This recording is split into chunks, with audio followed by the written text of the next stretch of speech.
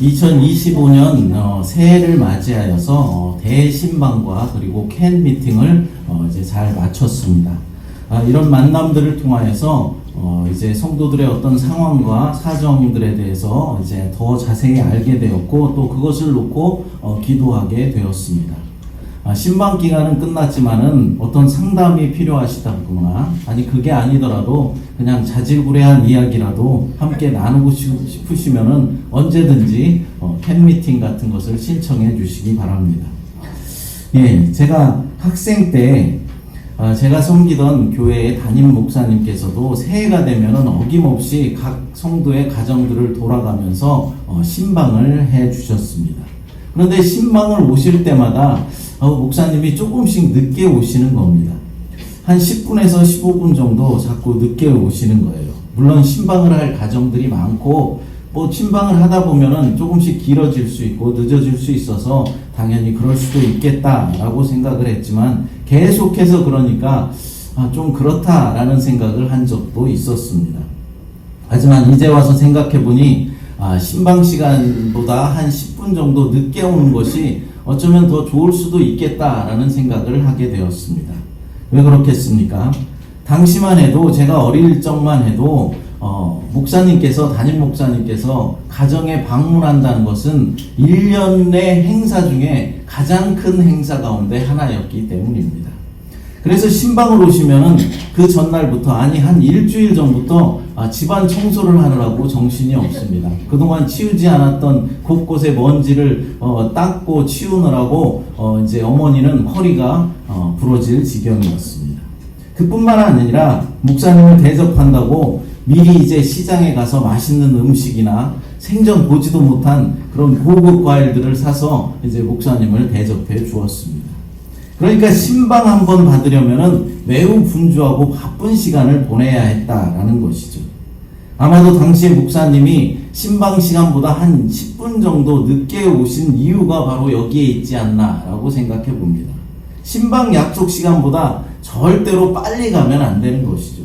조금 늦은 시간에 도착하려 했던 것입니다. 충분히 준비를 마칠 수 있도록 배려를 해 주신 것이죠. 그래서 저도 신방을 갈 때면 절대로 신방 시간보다는 빨리 가지는 않습니다. 그 시간에 맞춰서 가려고 노력하고, 될 수 있으면 조금 늦게 가려고 합니다. 만약 제가 신방 약속한 시간보다 1시간 일찍 간다면 여러분들은 어떻겠습니까? 몹시 당황해야 할 것입니다. 오늘 본문에도 예수님의 빠른 당도에 당황해하며 억울해하는 자들이 나옵니다. 누구입니까? 귀신들이라고 합니다. 우리 자녀들에게 5시까지만 게임을 하고 이제 5시부터는 숙제를 해야 하고, 숙제를 마친 다음에 저녁 식사를 함께 하자라고 말해놓고는 5시가 되기 전에 한 1시간 전 4시에 가서 이제 게임을 그만하고 숙제를 해라 라고 말한다면 자녀들이 어떻게 했습니까? 아주 억울해할 것입니다. 너무 일찍 게임을 중지시켰기 때문에 너무나 억울한 마음이 들 것입니다. 약속한 시간보다 1시간이나 빨리 게임을 중지했기 때문이죠. 이처럼 귀신들도 아직 주님의 때가 되지 않았다는 것을 알고 있었는데 너무 일찍 오신 예수님을 보고 당황해하고 억울해하였던 것입니다. 가다라 지방에서 귀신을 쫓아내신 예수님의 이 기사를 보면서 우리에게 교훈하시는 것이 무엇인지 이 시간 함께 생각해 보도록 하겠습니다. 본문 28절을 같이 읽어보겠습니다.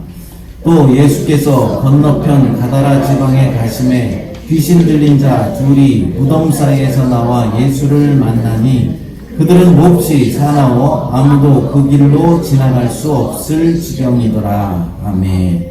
예수님이 갈릴리 호수 동편에 있는 가다라 지방으로 가셨다라고 말씀하십니다.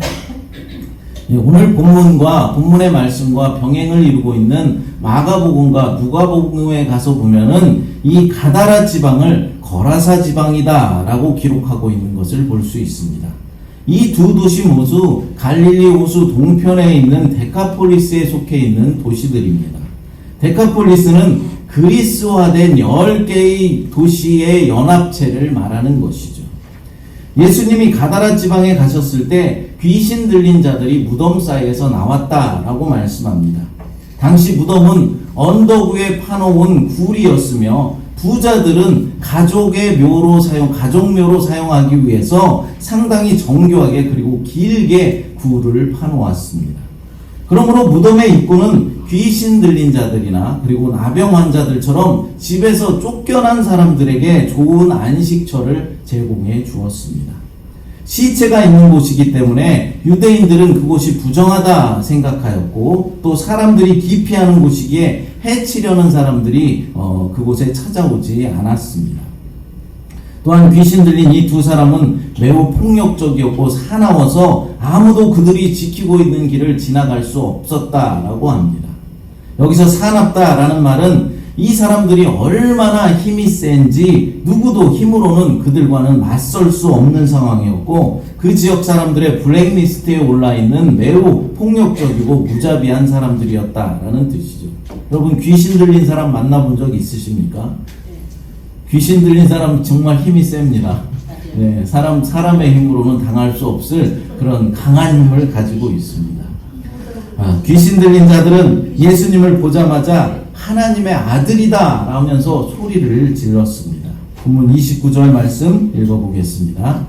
이에 그들이 소리질러 이르되 하나님의 아들이여 우리가 당신과 무슨 상관이 있나이까? 때가 이르기 전에 우리를 괴롭게 하려고 여기에 오셨나이까 하더니 아멘.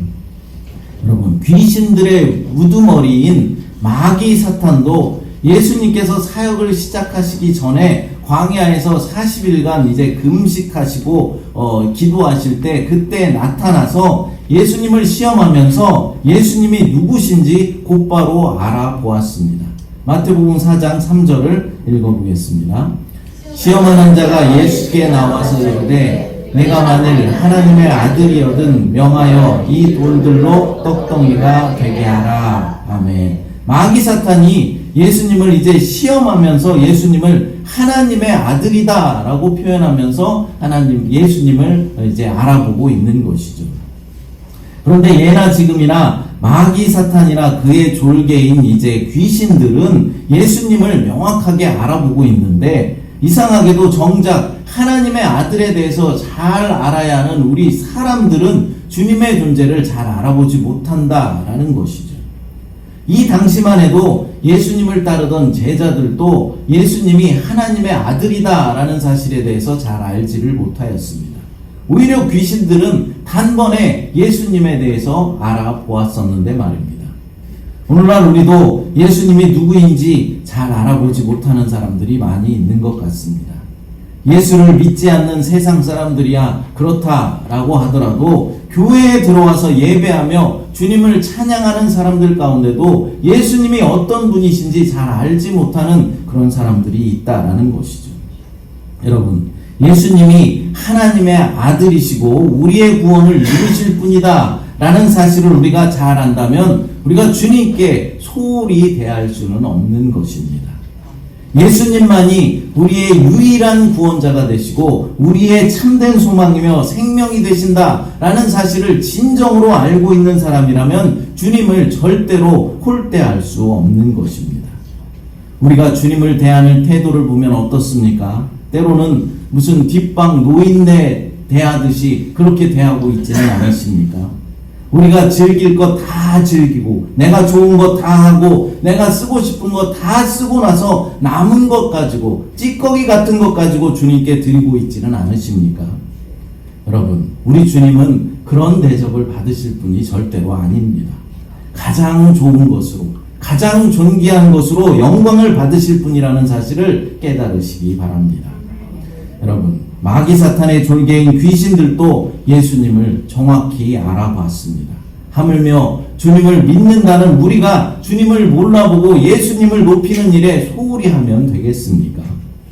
하지만 그래도 우리가 위안을 삼을 수 있는 일은 당시 예수님의 제자들도 하나님의 아들이신 예수님을 점차적으로 알아갔다라는 사실이죠. 오늘날 우리들도 지금은 비록 추상적으로 예수님에 대해서 알고 있지만 믿음의 세월을 더해가면서 점점 더 예수님에 대해서 깊이 알아가게 되었으면 좋겠습니다. 점점 더 주님을 사랑하는 마음들이 깊어져가는 여러분들이 되시기 바랍니다. 귀신들은 예수님을 보자 우리가 당신과 무슨 상관이 있나이까? 라고 절망합니다. 이 표현은 예수님과는 어떤 연관성도 없으니 자신들을 그냥 내버려 두라 라고 부탁하는 것이죠. 그들은 자신들의 자유가 이제 예수님을 만나 끝났다 라고 생각하는 것입니다. 그런데 귀신들은 억울합니다. 왜 귀신들이 억울할까요? 하나님의 아들이 아직 때가 이르기 전인데 일찍 오셨기 때문입니다.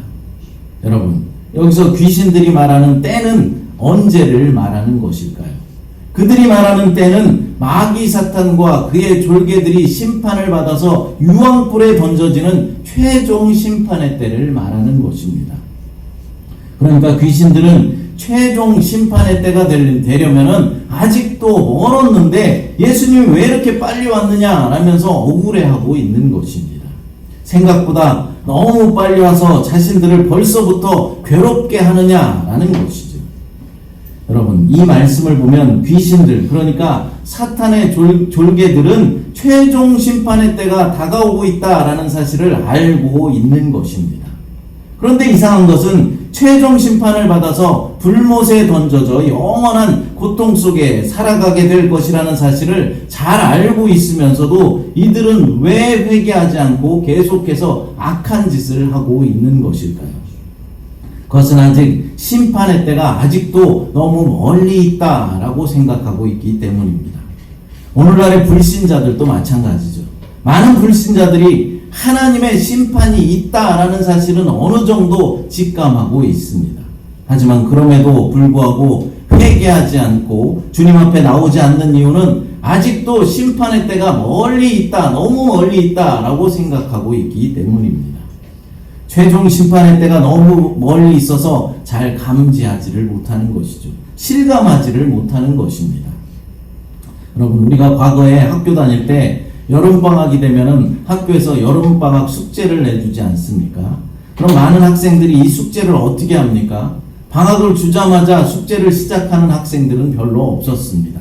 대개의 경우 어떻습니까? 방학이 아직도 많이 남았다, 시간이 아직도 많이 있다 라고 생각하며 방학 숙제를 자꾸만 뒤로 미룹니다. 그리고 이제 방학이 다 끝나갈 무렵 하루 이틀 남기고 이제 발등에 불이 떨어져야 그제서야 이제 방학 숙제를 허둥지둥 하려고 그렇게 하지 않았습니까? 그래도 방학 숙제 기간 내에 숙제를 다 끝내면 그나마 다행이죠. 어떤 학생들은 개학할 때까지도 숙제를 다 끝내지 못해서 한참 개학을 지나고 한참 지난 후에야 그 숙제를 다 마치는 그런 경우도 있었습니다. 저는 가끔 그런 적이 있어요. 여러분들은 어떠신지 모르겠습니다. 우리가 최종 심판을 생각할 때도 바로 이와 같다라는 것이죠. 하나님의 최종 심판이 아주 멀리 있다라고만 생각하는 것입니다. 예수님의 재림이 내 때에는, 내 세대에는 절대로 일어나지 않을 것이다 라고 생각하고 있는 것입니다. 그러나 여러분, 정말로 신실한 믿음의 사람들이라면은 내 때에 예수님이 재림하시기를 간절히 원하는 것입니다. 그러니까 죽음을 맞이하지 않고 살아서 예수님의 다시 오심을 보게 되길 간절히 원한다라는 것입니다. 또한 예수님의 재림이 내 세대에 일어나지 않는다라고 할지라도 우리의 죽음은 절대로 뒤로 미룰 수는 없는 일입니다. 제가 예언을 하나 드리겠습니다. 오늘 이 자리에서 예배드리는 여러분 모두는 100년 안에 다 돌아가실 것입니다. 이 예언은 아마 틀림없이 정확한 예언입니다. 100년 이상 여기서 더 사실 분이 있으십니까? 우리 아들 막내가 이제 며칠 있으면 몇 달 있으면 14살이 되는데 100년을 더 살면 114살인데 그때까지 아마 살 수 있을지 모르겠습니다. 의학이 획기적으로 발전하지 않는 이상은 아마 어려울 것 같습니다. 그러므로 우리는 하나님의 심판이 너무 멀리 있다라는 이런 안일한 생각을 가지고 있을 것이 아니라 오늘 밤에라도 주님이 다시 오실 수 있으며 그게 아니라더라도 나의 죽음이 100년 안에 이루어지고 그거보다 훨씬 짧은 시간 안에 이루어진다라는 사실을 깨달아서 영원한 심판과 영원한 하나님 나라의 삶을 준비하는 그런 믿음의 삶을 이 땅에서 살아가야 하는 것입니다. 귀신들은 분명 심판의 때가 오고 있음을 알고 있었지만은 지금은 그때가 아닌데 예수님께서 너무 일찍 오셨다며 억울해하면서 소리를 지르고 있는 것입니다. 귀신들은 예수님에게 자신들을 괴롭게 하기 위해서 여기까지 오셨냐라며 탄식하는 것입니다. 그런데 이 말은 상당히 의미심장한 말입니다. 귀신들의 이 말은 다른 곳에서도 예수님을 만난 적이 있다라는 의미가 되기 때문이죠. 두려운 예수님을 피하려고 여기로 왔는데 예수님이 그들이 머무는 여기까지 오셨다라는 말입니다. 여기서 여기는 세상을 뜻하는 것이고 그들이 예전에 예수님을 본 것은 하늘을 말하는 것이죠. 그러니까 이 말씀은 예수님께서 인간으로 성육신 하시기 전에 거기 하늘에 이미 계셨다는 것을 전제해 주는 말인 것이죠. 그렇습니다. 예수님은 하늘에 계시던 하나님이셨습니다. 그런데 왜 여기 이 땅에 오신 것일까요? 바로 저와 여러분들을 구원해 주시기 위해서입니다. 마귀 사탄과 그의 졸개인 귀신으로부터 우리들을 구출하시고자 예수님께서 인간의 몸을 입으시고 이 땅에 내려오신 것입니다. 지금 본문에서 귀신 들린 사람들에게서 귀신을 쫓아내는 일은 바로 이미 하나님의 나라가 이 땅에 임하였음을 보여주시기 위해서입니다. 이제 곧 십자가에서 예수님께서는 돌아가시겠지만 사흘 만에 다시 부활하심으로 마귀 사탄과 귀신들은 무저갱에 갇히게 되고 악한 영으로부터 우리를 구원하여 주신다는 것입니다. 본문 30절과 31절 읽어보겠습니다. 마침 멀리서 많은 돼지떼가 먹고 있는지라 귀신 들린 우리를 쫓아내시려면 돼지떼에 들여보내 주소서 하니 아멘. 한없이 억울하다고 생각하는 귀신들은 예수님이 그들을 두 사람에게서 내치실 것이다 라는 것을 기정사실화하면서 예수님께 마지막으로 이제 간구를 하는 것이죠. 뭐라고 합니까? 그들은 사람에게서 나와서 저 돼지떼에게 들어가게 해달라라고 부탁을 하는 것입니다. 여러분, 돼지는 구약의 율법에 의하면 부정한 짐승입니다. 레위기 11장 7절 말씀을 읽어보겠습니다. 돼지는 굽이 갈라져 쪽발이로 돼 책임지를 못함으로 너에게 부정하니 아멘. 돼지가 그들에게 부정한 짐승이었다라는 것이죠.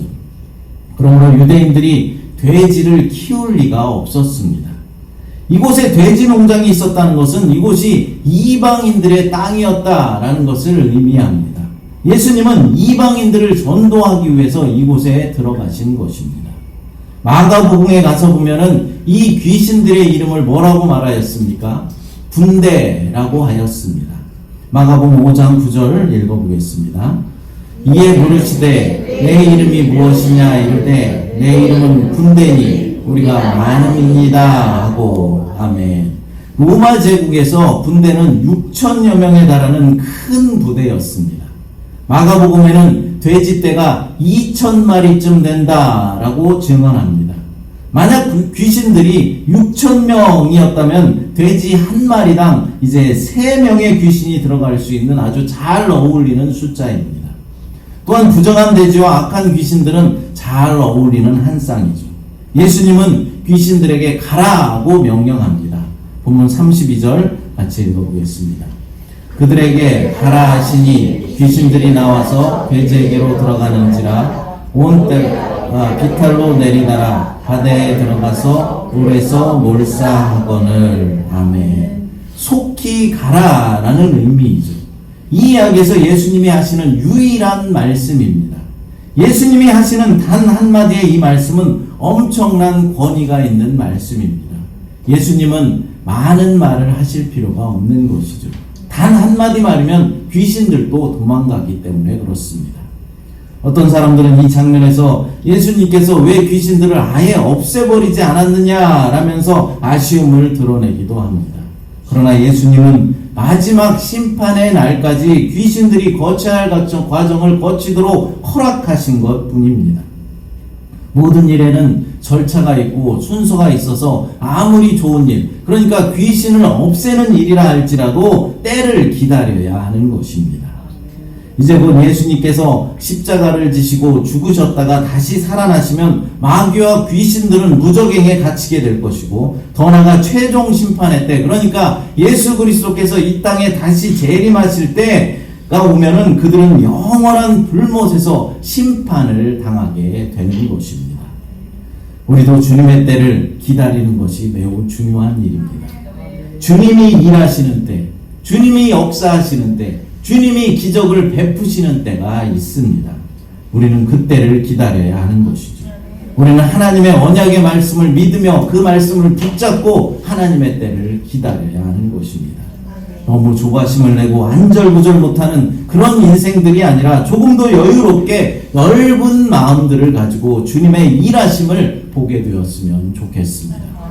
믿음은 기다림의 연속이고, 이 기다림에 실패하면은 믿음 생활에도 실패하게 되는 것입니다.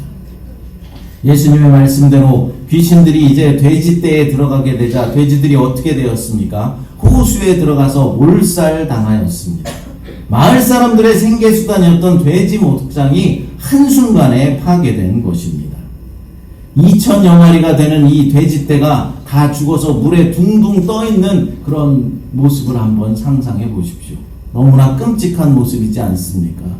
영원한 지옥에서의 모습 일부입니다.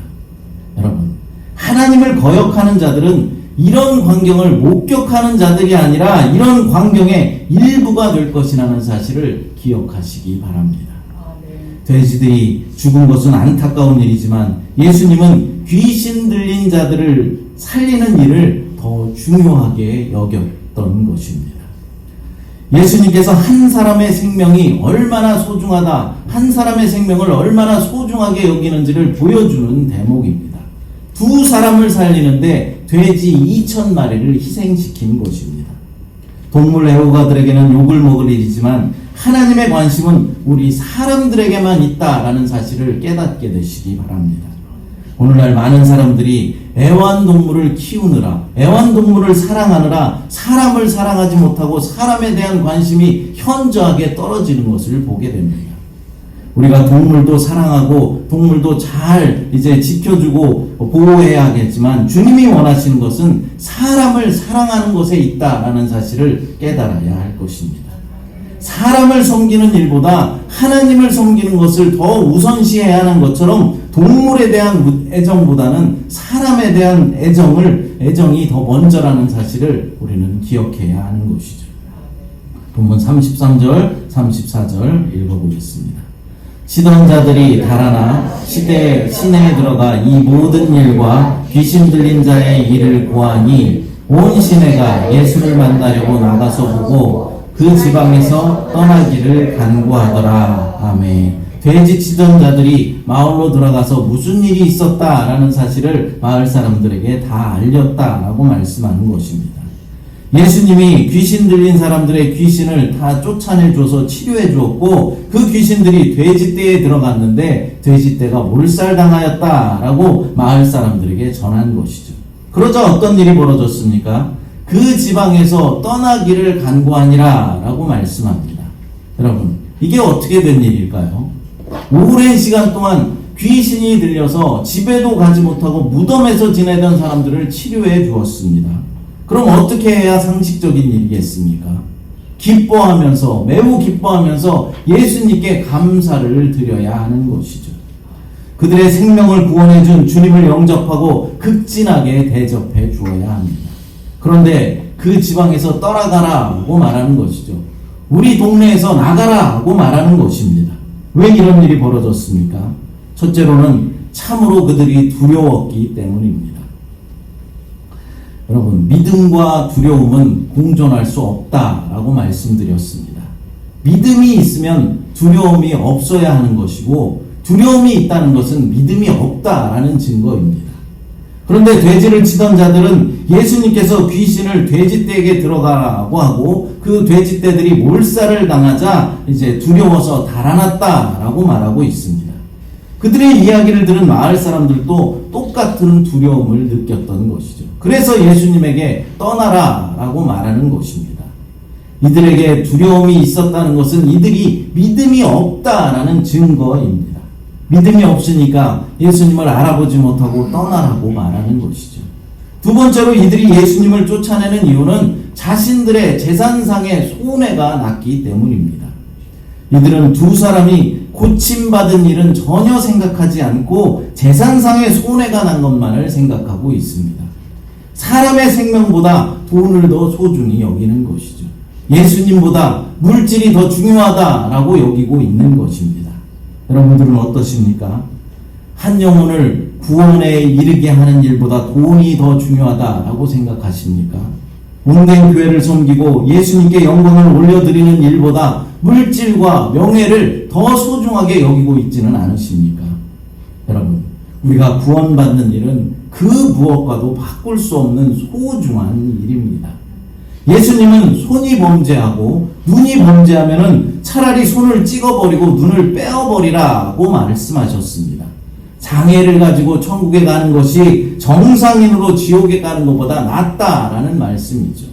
이렇게 극단적으로 말씀하시는 이유는 천국이 그만큼 우리들에게 소중한 곳이기 때문입니다.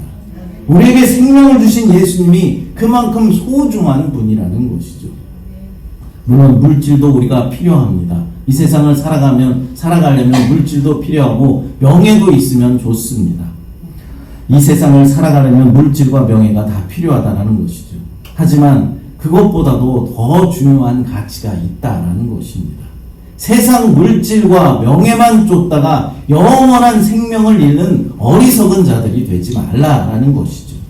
사랑하는 여러분, 예수님께서 2명의 귀신 들린 사람을 치료해 주신 이 사건이 우리에게 주는 교훈이 무엇이겠습니까? 이 세상의 물질과 명예보다 구원, 그러니까 우리의 생명이 더 소중하고 더 중요하다라는 것이죠. 우리에게 생명을 주시는 주님이, 예수님이 더 소중한 분이라는 사실입니다.